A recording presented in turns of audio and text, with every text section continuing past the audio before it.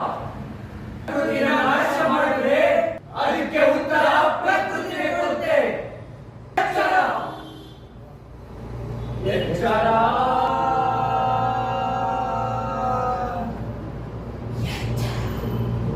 ಅಪ್ಪ ಈಗ ನಿದ್ದೆಯಿಂದ ಎದ್ರು. ಈಗ ಮತ್ತೊಂದು ಕಥೆ ಹೇಳ್ತೀನಿ. ಯಾವುದಣ್ಣ? ಬಿದಿರಿನ ಚದುರೆ. ಬಿದುರಿನ ಚದುರೆನ? ನಾನು ಕಥೆ ಪ್ರಾರಂಭ ಮಾಡ್ತೀನಿ, ನೀವಿಬ್ರು ಕಥೆ ಮುಂದುವರಿಸ್ತೀರಲ್ವಾ? ನೀವು ನಮ್ಮ ಕಥೆ ಜೊತೆ ಬರ್ತೀರಾ ಅಲ್ವಾ? ಒಂದಾನೊಂದು ಕಾಲದಲ್ಲಿ ಪಟ್ಟಣದ ಬದಿಯಲ್ಲಿ ಒಂದು ಹಳ್ಳಿ. ಆ ಹಳ್ಳಿಯಲ್ಲಿ ಒಬ್ಬ ಹುಡುಗ ಒಬ್ಬನೇ. ಅವನ ಹೆಸರು ಮುನಿಯ ಅಂತ. ಅವನ ಮನೆಯಲ್ಲಿ ಅವನು ಬಿಟ್ಟು ಕೇಳುವಂತ ಹಿರಿಯರು ಯಾರೂ ಇರಲಿಲ್ಲ.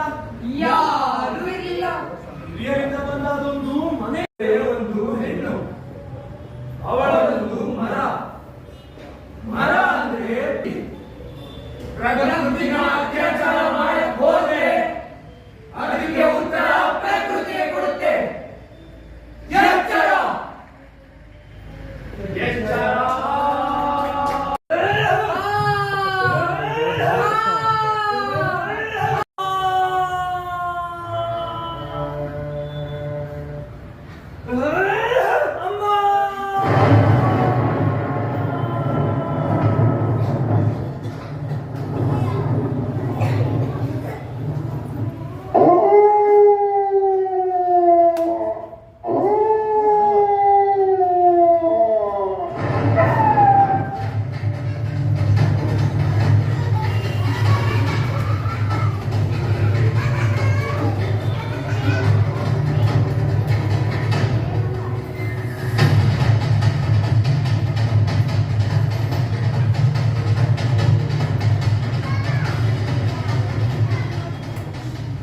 ಹಾಲಿನ ಮರದಲ್ಲಿ ಹಾಲೆಲ್ಲ ಸೋರಿ ರಕ್ತದ ಕೋಡಿ ಹರಿತು. ಅದು ನದಿಯಾಗಿ, ನದಿ ಸಮುದ್ರ ಆಗಿ ಪ್ರಳಯ ಆಯ್ತು.